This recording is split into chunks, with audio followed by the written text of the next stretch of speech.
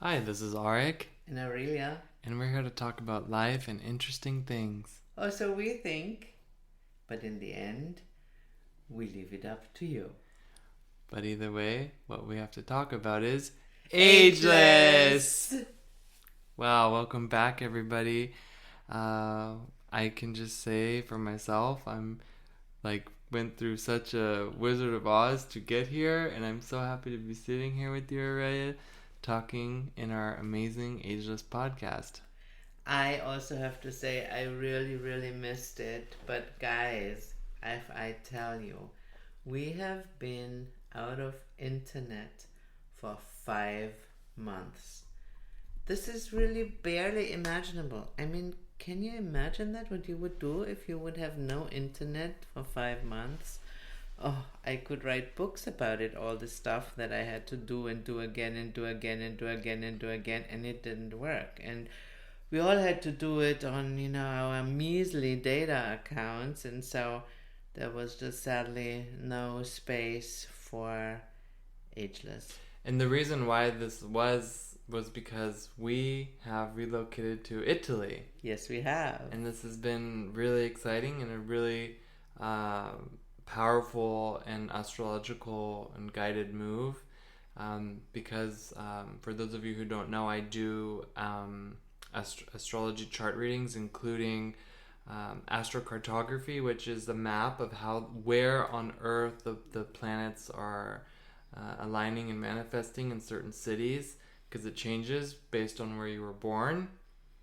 And so this is a really powerful move for us and something very exciting, but it comes with its own set of challenges, the internet being one. And I mean, it's really like you said, Aurelia, living without your own Wi-Fi network in today's world is bad for business. That's for sure. So blame it on me because it was all my fault. Haha. Not knowing anything about relocation or charts or I mean of course I know about it, but that wasn't a planned move. It was just I don't know where it is where you live, but where we used to live, or call that Germany. The situation with COVID has been really, really bad. And I mean, we have been in lockdown for 1.5 years by the time we left. I just couldn't do it anymore. I got crankier and crankier and crankier, and I said to Arik, you know what? This is like the longest stretch in my whole adult life that I was in one place.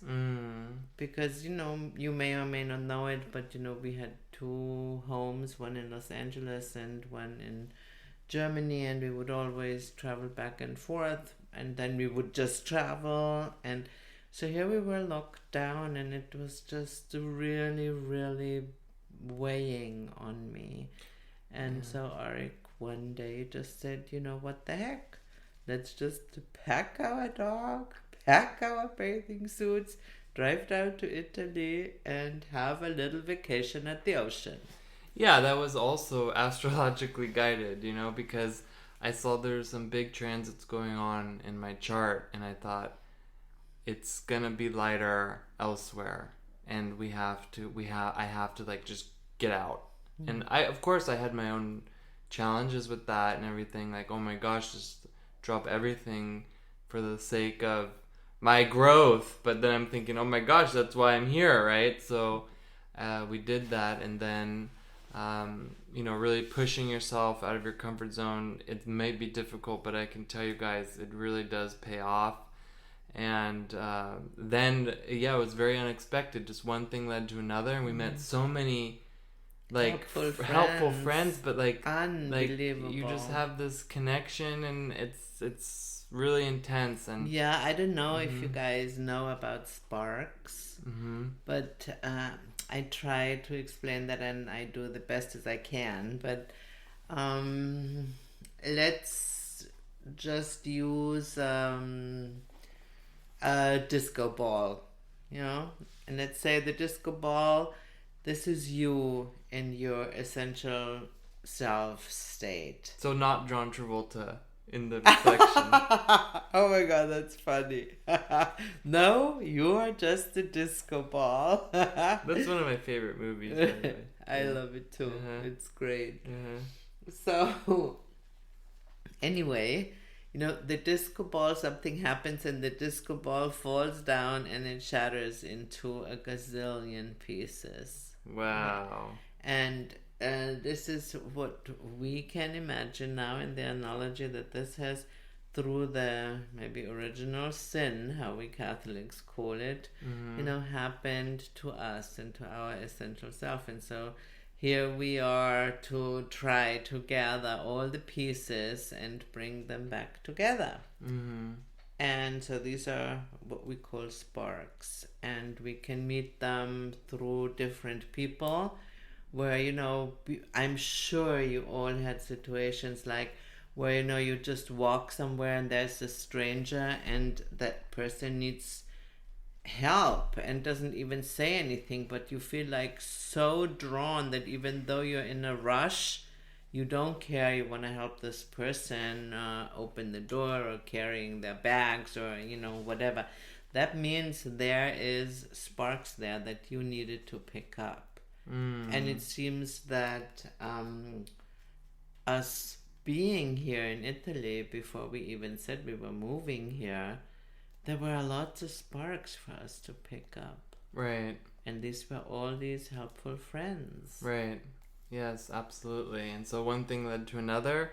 And then, long story short, this is like really not even half the story, but then we're without internet for 5 months, which also in a way was really amazing because it did put us into connection with the actual environment more. And for me, I can just say I realized throughout that process that the internet was a comfort zone for me in a way, so that I could do my work and do all kinds of things, and just all the gadgets that come with having your own Wi-Fi network, which is really it's, if you think about it, it's something that we're also used to, like whether it's Nest or asking Google questions, or just having all of this access to all this information, especially in the age of Aquarius, which is what we're in. Yeah, and you have no idea how often I said, okay, Google, and then I said, oh no, hey Siri, and still no answer. Oh yeah, no connection. It's once you get used to it, just sitting down and eating, and like a pea falls on the floor and my dog jumps at it, and I go quickly, okay Google, can my dog eat peas? And nobody's answering. By the time I use my fingers to do that, pea is gone. So it was really interesting because I had, of course, I had prepared the business and everything for the month that we were on vacation. When it started off as vacation, turned into relocation, and then when I didn't I need internet in order to do my work, cast my forecast. Like I could write everything, but I couldn't upload it. Like I could not upload it. And I got some Wi-Fi here and there, so I could get some things out, but it was very difficult, and a lot of people were very upset. So what I wanted to talk about today is this energy of, or I don't know if that's an energy or a pattern, or the challenge of abandonment. And what is abandonment? And it's not something that we have to take personal, because I think sometimes things just happen, but then people feel abandoned. I know we've talked about this a little bit before, but I feel like there's you could speak volumes about abandonment. In some ways, I could feel abandoned by, I didn't have internet for 5 months, but that's not like the internet saying, oh, like I'm abandoning Arik and Aurelia now. But, to the ego, it's like, well, I feel like now left out. Like I feel completely abandoned by my comfort zone. Yeah. I really, As you know, we do not talk about these things. I never know what Arik comes up with. These are not scripted podcasts. I No. always forget to say that because so many podcasts is like written down to the T, and people read off of it, which I think's great. Whatever, that's fine. But these are not scripted, and it's this podcast is one of the first original unscripted podcasts that many have tried to duplicate, but you can't because there's only one Arik and Aurelia, and Saya's in the background, by the way. That's right, and she's gratefully now sleeping. She's on the control boards, she's giving us the faces when we're saying too much. So anyhow, getting back to what I wanted to say was that no, it wasn't scripted and it wasn't planned, and I had no idea what Arik was talking about, but I felt the same way. I wanted to say I felt abandoned by Google, and I know, or not by Google, but by, hey Google, or okay Google, and it's really ridiculous, and my rational mind knows how ridiculous this is. But it's probably what Arik just said. It's like this feeling left out, and like all the comforts that come with being in the know. So how would then you describe the energy or pattern or problem, or what do you call that, of abandonment? Is it an energy? Is it a pattern? Is it a perception? Is it a filter? Is it a karma or fate? What is this abandonment? Well, everything is an energy. So here is the simple answer. Then all energy organizes itself into a pattern. Now, if this then becomes a karma or a perception, or this is case by case. It could be anything, because this is how the pattern organizes itself. Okay, so abandonment is abandoned, to aband, right? And it means to be deserted or cast off. Well, this would be part of the perception already. This is not just the energy. I mean, the energy, pure and simple, just means that you're on your own.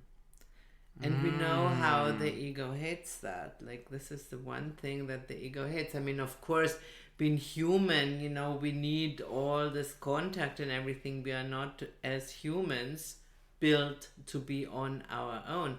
However, the energy behind it is like we are on our own. Like, we know that we can be on our own because there is this oneness. But we forget about it. We go like, okay, so I am totally on my own right now, which means I have nobody that I can blame, and there's nobody I can make responsible for whatever is going on. It's all just me and me and me and me. And, and this is why abandonment becomes such a big issue for us. I'm tripping out now because while you were talking, I pulled up the etymology of the word. It comes from the late 14th century, and it means to give up something absolutely, right? But get ready for this. To relinquish control. Also to surrender oneself or yield oneself utterly. Yeah, like you say, the ego does not I like have that. been dancing with abandon if we are, just staying with our disco ball analogy, like in the dance. Yes, the ego hates that. And it connected to the old French language, it also has to do with this energy of control. The original sense was bring under control. Nah. Yeah. Wow. Abandon, to bring under control, which, I mean, now I'm freaking out, so I can see that maybe a little bit of this is misdirected. Yeah. Like, people, this has been in our face, for the past year or whatever, but that's really just not so true now, is it? We've been under control of the ego for millennia. Exactly. Right? So that's why I wanted to make it very clear that, in the example, when your question that you brought up, is it an energy, is it a pattern, is it a karma? Well, can be anything, but it starts out with an energy, and like as with any energy, the ego is a master of misdirecting it and Yeah. just using it for its own degraded purposes. Yeah. Yeah. So, And we are friends of the ego for, if you're listening to us for the first time, then I want to make this really clear. No, we love the ego because the ego is just makes it possible that we have these wonderful experiences, that Yes. we can relocate to a place we totally love. You don't want to and abandon the enjoy ego. Food and Yeah. and all of that. No, this is wonderful.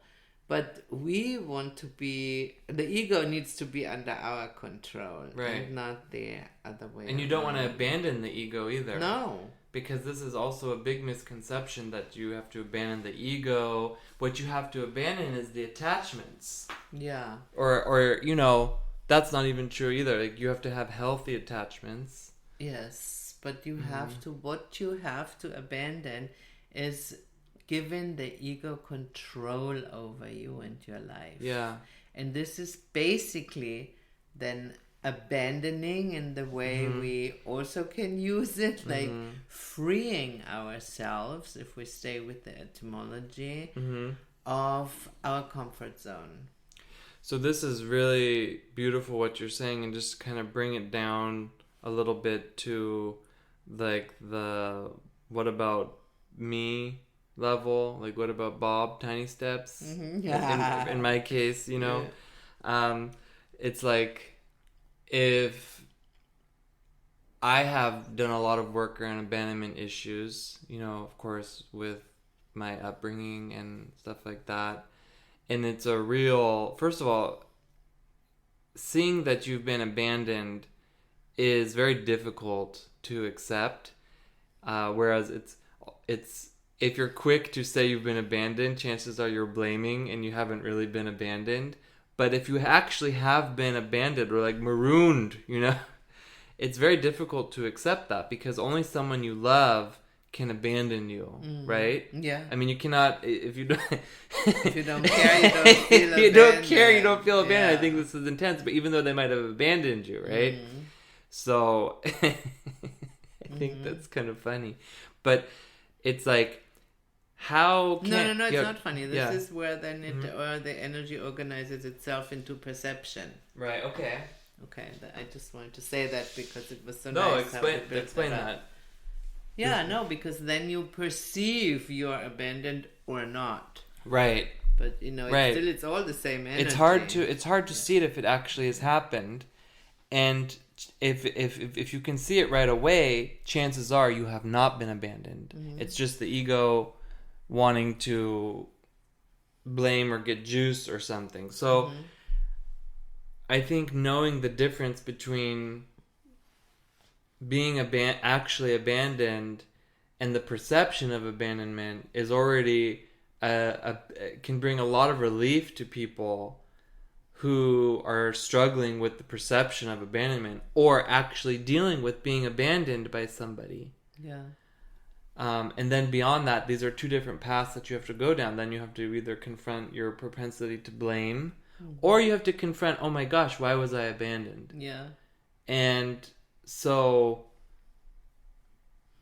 I mean, in that question, why I was abandoned, that very much depends on the age that you have been abandoned. Like, if it is that you being a child that's been put up for adoption, right, that of course this is a wound that barely ever heals, as we know from people who have been adopted, but then there you will not have a chance to find an answer to that question if you do not believe in past lives. And so this is because you have clearly brought that, and then it becomes karma with you into this experience. And as you always say so nicely, belief is not required. So that means if you believe in past lives or not, it only helps you in healing. Like, the past lives have happened.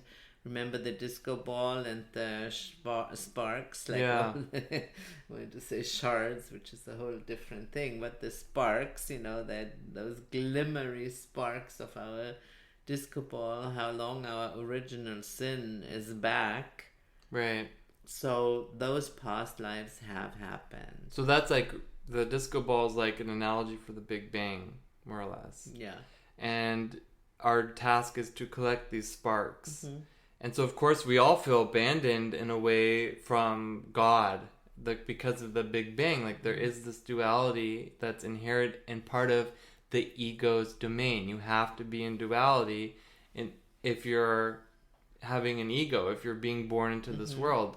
And one way that I work sometimes when I work with people who do not believe in past lives, then what you can work with is the ancestry, because these are technically past lives of people who lived before you, who are connected to your DNA, who are connected to your being. So these are past lives. Like, whether you believe in past lives or not, it's not required, but there's just two different ways to work with it. You can either think of, okay, so what's the most famous one? I was Cleopatra in past life, right? So there's like a million Cleopatras, right?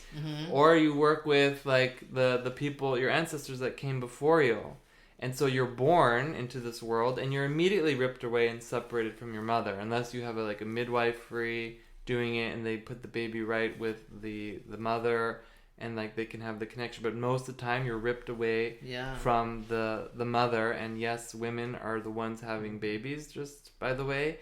And so that, you're being ripped away from the mother, and this is what's happening. So this is already instilling this energy of abandonment. But I think from this energy of abandonment, there's so much blessing and light that can be created. Again, circling back to what you said about the self responsibility, the self light, and not like doing it yourself, but knowing that you are whole and you don't need someone else to like make you whole.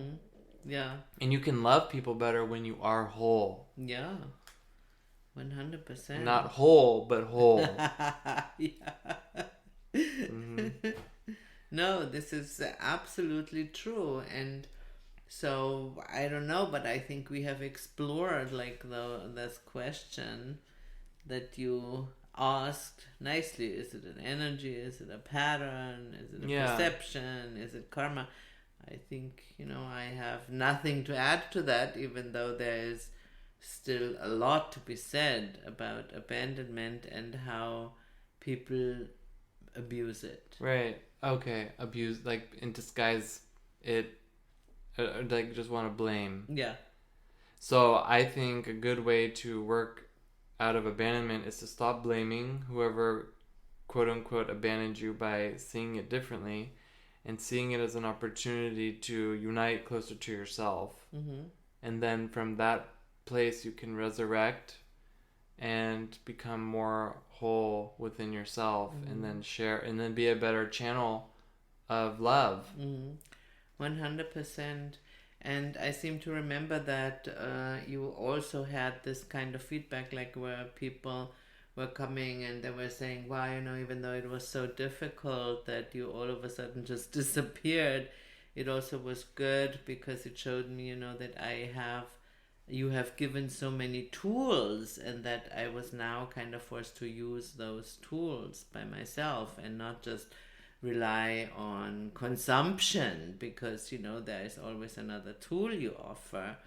And so now obviously that you're back and you are giving more tools,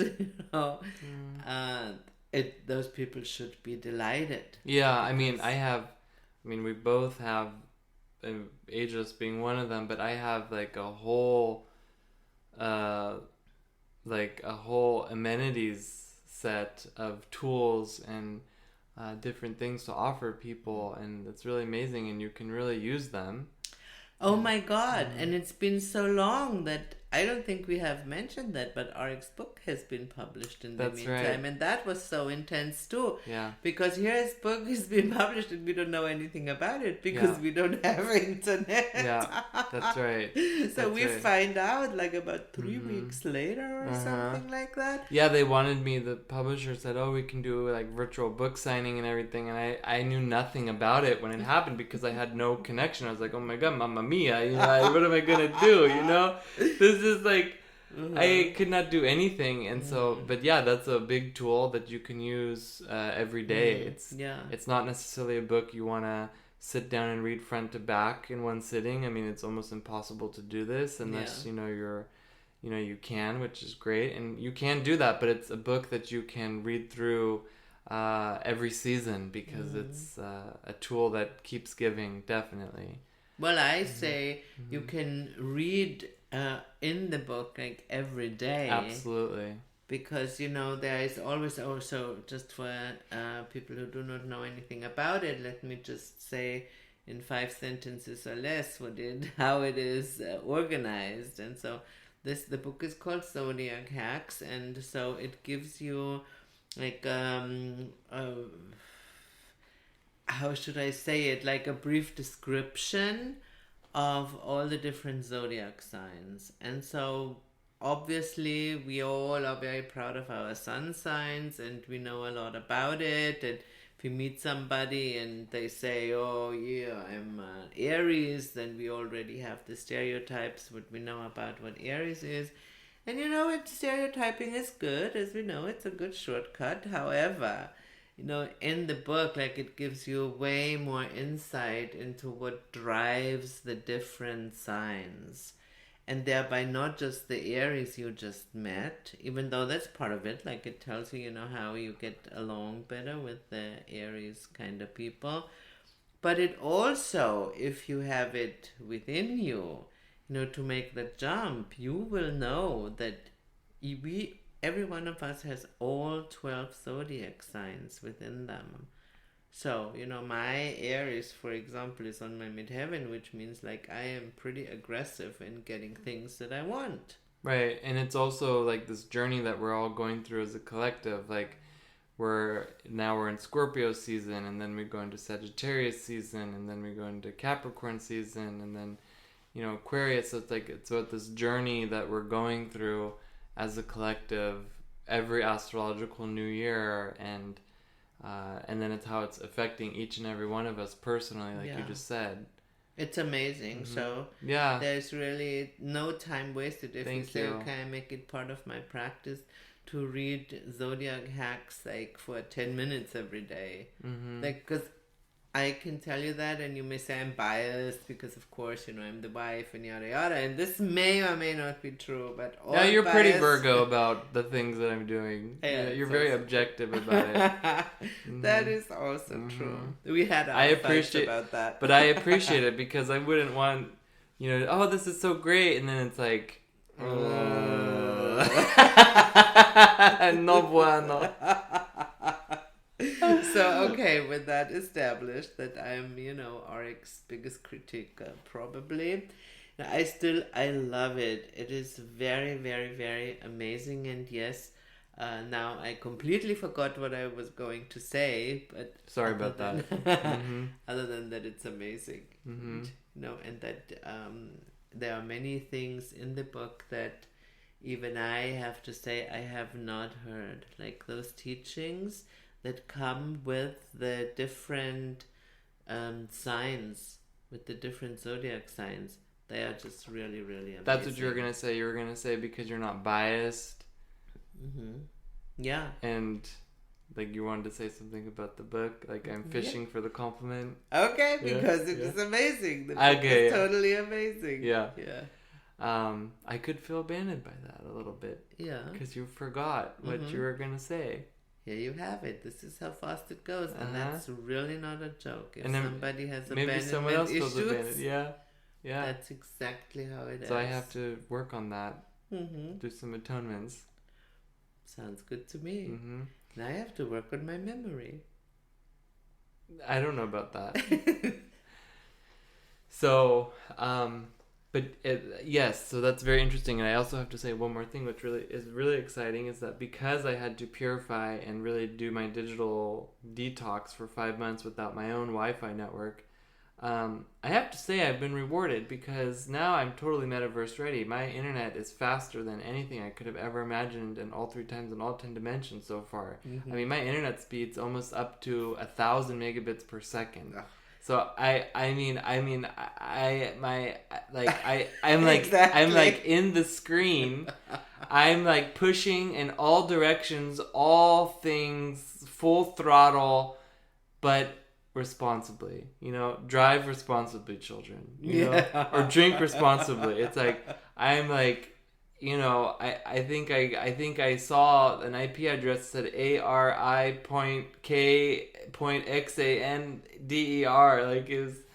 So I'm really happy about that, which basically means my internet's faster than ever. It's faster than anything I ever thought, and I tried so many different companies, and I just thought, at one point I just asked one of the guys at the Apple store. I said, okay, so what's the best internet? And they told me, and I said, okay, we're going to do that. And it came so quickly, and it just magically happened. And now I have really fast internet. And so that's why we're doing Ageless now. We are. And so, and you mentioned something that you're ready for the Metaverse. I mean, obviously we all hope that you did your Arik Xander reading material. That was a big one.